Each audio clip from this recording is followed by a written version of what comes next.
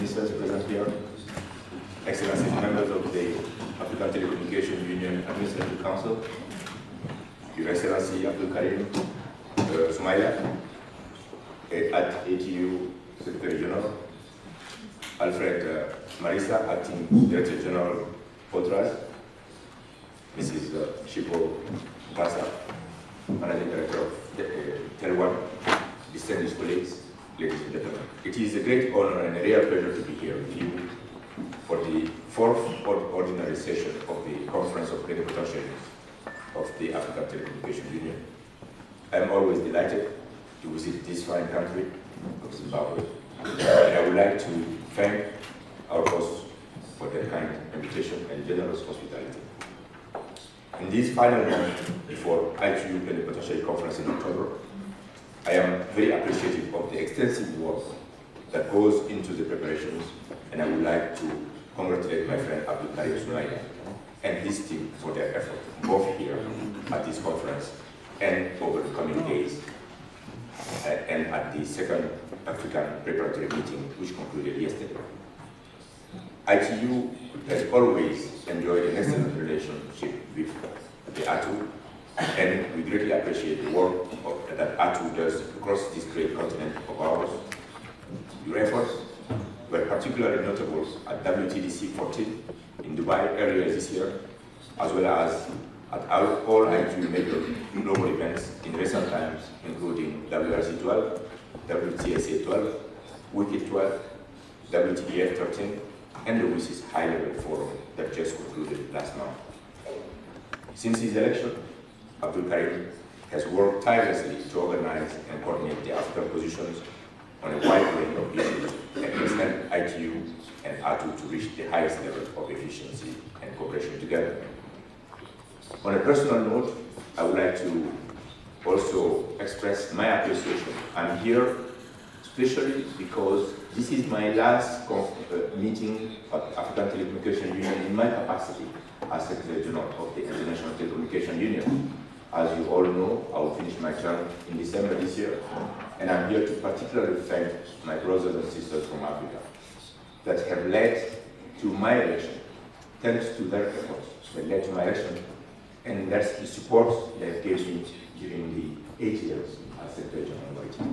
As you can see, my voice is already trembling a little bit because I'm a little bit emotional about it, and I feel proud over the past 8 years of the achievement we've made together, not only at ITU, but the achievement made on the ground here in Africa. As Secretary General of ITU, I very often get the credit of what is happening on the continent here, while the people who have done really here are the ones here in this room. So I would like to thank you for the achievement made so far. And please make sure that you continue the same work with my successor and continue the same working relationship with my International Telecommunication Union. On that note, I would like also to, since Vice President is here, I would like to express our appreciation for President Mugabe's continuous support and his involvement in the ICT sector, and especially for his attendance to some of the ITU major events. The ICT Telecom World 2010 was the testimony of his participation, where we had a very good contribution from him, and we will always remember that. So I would like to again thank you for the kind hospitality and also the thanks very much.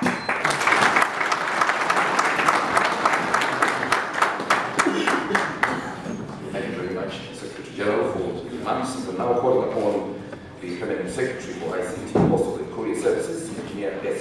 Kundishora, to come to do the introductions, as well as call upon the Honourable Minister. At this moment, may be informed that this event is streaming live on www.technoman.co.zw, so you can tune in and share. Let's put our hands together for the Permanent Secretary. Thank you.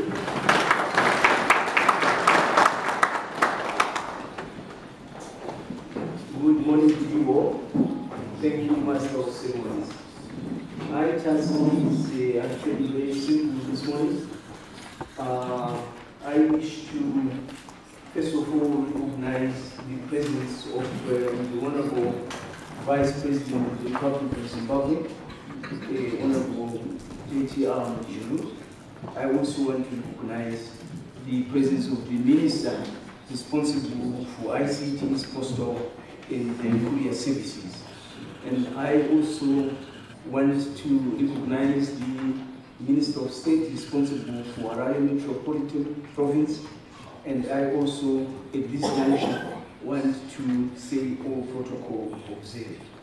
May I ask the Honorable Minister of ICTs, Postal and Courier Services to come to the podium and give his remarks and invite the guests of honor.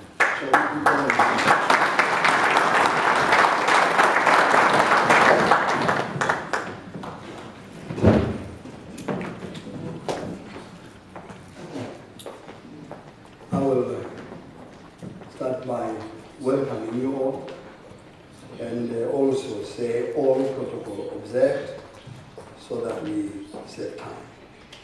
My task really is a real honor and indeed a singular.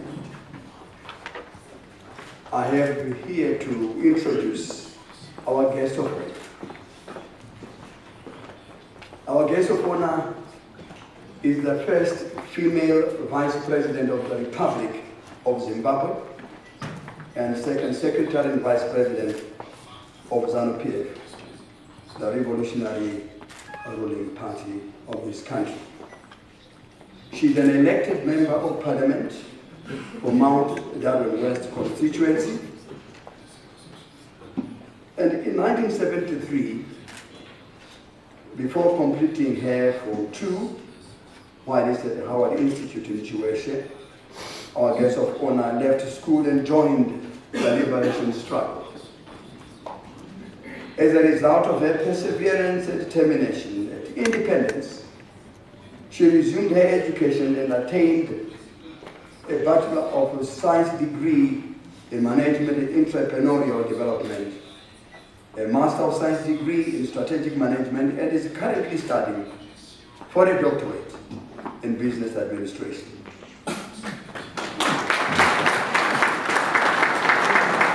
At independence, aged 25 years, she was appointed a cabinet minister to become Zimbabwe's youngest ever cabinet minister.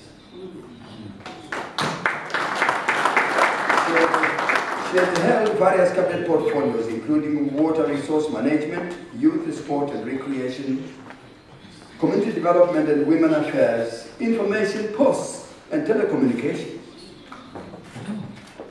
She has also served as Acting Minister of Defense and Acting Minister of Agriculture, the only female to hold these posts in the history of Zimbabwe. In 2004, she was elected as the first female Vice President of ZANU-PF and subsequently appointed as the first female Vice President of the Republic of Zimbabwe, a post she holds up to today. Ladies and gentlemen, our guest of honor has a passion for women and youth emancipation. She is well known for actively promoting government business interaction and cooperation in order to improve economic performance of the country. Our guest of honor has honorable awards and notability. 2012, she was awarded the Distinguished African Amazon by the Center for Leadership and Development. 2011, nominated the 5th most influential female in Africa by Forbes magazine. 2010 was awarded the Pride of Africa Women by Women Advancement for economic and leadership empowerment in Africa. She is a fellow of the Institute of Engineers since 2000. The guest of honor is none other than the Vice President of the Republic of Zimbabwe, Comrade Joyce Teurai Ropa Mujuru. Your Excellency.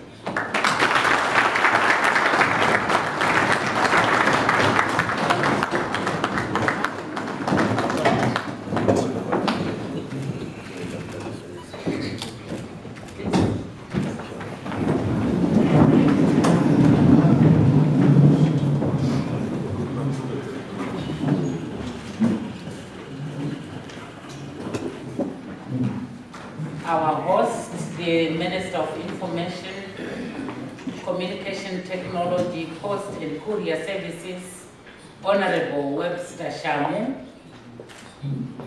Honorable Ministers here present, Excellencies, Deputy ITU, Secretary General, Director ITU, Telecommunications Development Bureau, Secretary General ATU, Director ITU, Permanent Secretaries here present. I had skipped Deputy Ministers who are here. We also have our Provincial Minister of State, Ms. Miriam Chikupa. We have our Board Chairperson of Kotras, Engineer Ishmael Chikwenere. Distinguished guests, ladies and gentlemen, comrades and friends, Honorable Ministers, dear brothers and sisters, allow me on behalf of the government of Zimbabwe and the people of the Republic of Zimbabwe, and on my own behalf, to extend to you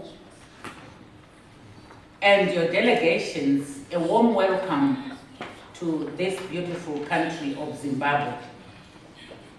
We are delighted to have you as our honored guests here at the Rainbow Towers Hotel and in the Sunshine City of Harare. I'm informed that the third ordinary session of the African Telecommunications Union, ATU, Conference of Plenipotentiaries, CPL-10, met in Brazzaville, Congo in September 2010 and adopted a strategic plan covering the period 2010 to 2014, which served as basis for the Union's program of action during that period.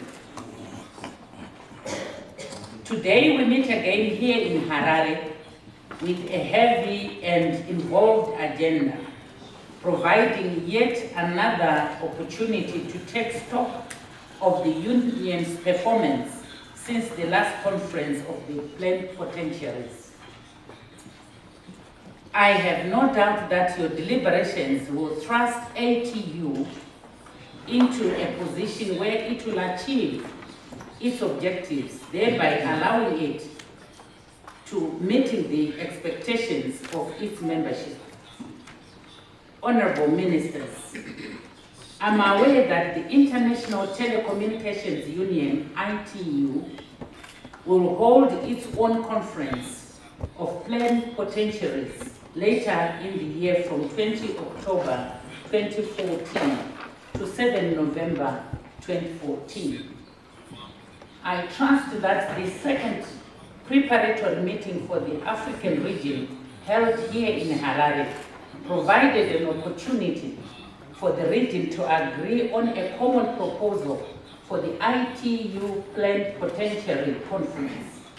It is, however, regrettable that 4 African countries have presented their candidature for the position of ITU Deputy Secretary General under African's Region D, unlike other regions which have presented 1 candidate each.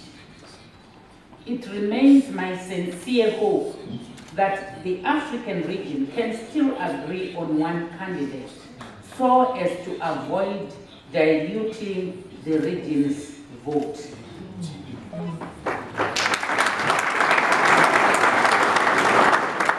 Honorable Ministers and distinguished guests, it is becoming increasingly apparent that the availability of information and knowledge has become the key to competitive advantage.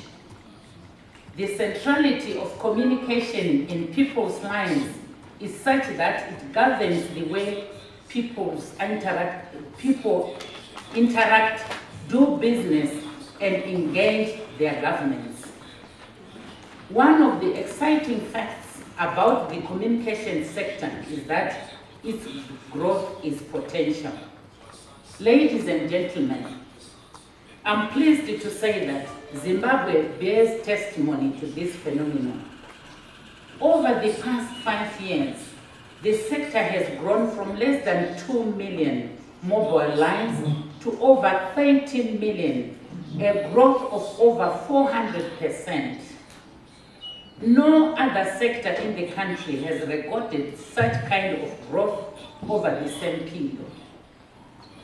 I'm advised that similar growth is experienced by most developing countries in our region and elsewhere, with the telecommunications industry growth rate being about double that of the rest of the economy. This growth in ICTs must be harnessed so as to enhance socio-economic development of our countries. The advent of proliferation of communications has demonstrably and positively distributed to development and the well-being of people. Studies by such institutions as the World Bank and the ITU have concluded that there is a direct positive correlation between broadband penetration and economic growth. As such, ITCs and their contribution to diverse areas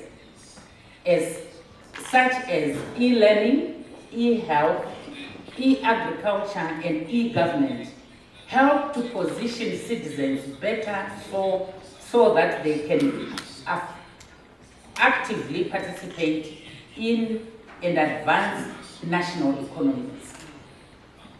Ladies and gentlemen, as we note and celebrate the role of technology in contributing to social integration and improved economic development outcomes across Africa, we must be mindful of the development demands of the same technology in order to secure and maintain the benefits. Across our region, we are faced with increasing requirements for broadband infrastructure development in both urban and rural areas. We have embraced the Millennium Development Goals, and in particular, the need to close the gap between the haves and the have-nots in respect of access to ICT. The emphasis on improved connectivity must be matched with corresponding emphasis on sub-regional and continental interconnection. I was pleased to learn that this is a matter of ATU.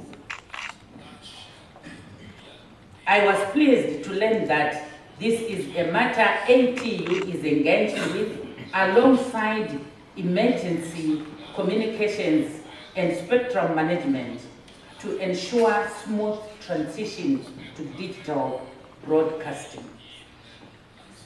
It is evident that ICT policy and regulatory harmonization has to be prioritized to achieve sub-regional and regional integration of telecommunication infrastructure, services, markets, as well as technical standardization. As sub-regions, we need to develop frameworks to assist landlocked countries to assess landing points of undersea submarine cables at reasonable costs. This calls for development of cross-border ICT infrastructure. Without such regional frameworks, access to affordable broadband will remain a dream for landlocked countries, particularly our rural populations. This will deny our populations the opportunity to participate in the global economic discourse. Equally important is the need for Africa to develop Internet Exchange Points, IXPSs, within Africa region so as to keep internet traffic within region. This will not only improve the quality of service, but will also save us money. We cannot afford to continue with a situation where internet traffic from neighboring countries has to pass through other regions and continents. Your goal to strengthen human and institutional capacities is noble and ambitious. The expected enhancement of training systems at the national level and increased technical cooperation between African telecommunication, ITC administration, and training institutions are therefore pressing priorities. As is everywhere else, honorable ministers and distinguished guests, the socio-economic transformation we so welcome has brought new threats to the state and to individuals. African countries need to boost their preparedness and response capacities to growing cyber threats. Our response requires enhanced coordination amongst ourselves to effectively implement cybersecurity strategies to protect consumers. Apart from nations and corporates, children and other vulnerable persons are at risk, and measures for privacy and personal data protection are imperative for swift and continuing security intervention.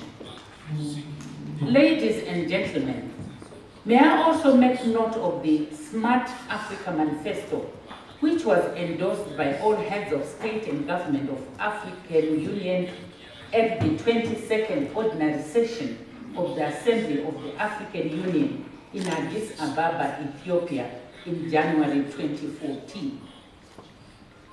This is indeed a bold and innovative approach to accelerate sustainable socio-economic development in Africa through affordable access to broadband and appropriate use of ICT. The initiative will help Africa realign its agenda to address contemporary challenges by harnessing emerging mobile and broadband technologies. Research in most African countries reveal that broadband price remains too high relative to income levels. I'm informed that average price of an entry-level monthly broadband subscription is over $100, exceeding average per capita income obtaining in most of our African countries. I urge that we see more healthy competition and cooperation in providing broadband in the majority of our country rather than realization of abnormal profits. Honorable ministers, distinguished guests, ladies and gentlemen, as you are gathered here for this very important conference, we keenly await your informed solutions to pave the way to the promised land for Africa. Our expectations include improved fiscal access for the unconnected. We expect pathways to affordable access for all, especially as broadband is set to be the carrier for all manner of service to our people, some of whom suffered long from historical and strikingly skewed distribution of means of production and social services. Your deliberations on policy development, regulatory practice, technological choices, and service provision should address and change this reality for our people. All of them include the rural dwellers and the urban poor, the old and the illiterate, as well as people with special needs, be it physical, visual, or hearing impairment, should be positively impacted. The expected empowerment of our people by information and knowledge should lead to full and enriched lives and rewarding livelihoods. On this journey and for the realization of the information society, I would like to assure you, honorable ministers, that Zimbabwe stands ready to continue working and deepening cooperation with the rest of the ATU's membership for the success of the Union in all its endeavors. This is not an option, but an imperative if we are to meet the genuine expectations of our people with their active participation. I therefore await solutions that invite citizen organizations and open ATU for contributions to pertinent areas including consumer protection, cultural industries, and even service pricing. In closing, let me wish you fruitful deliberations and a pleasant and memorable stay in Zimbabwe. I trust that you will spare some time from your busy schedule to sample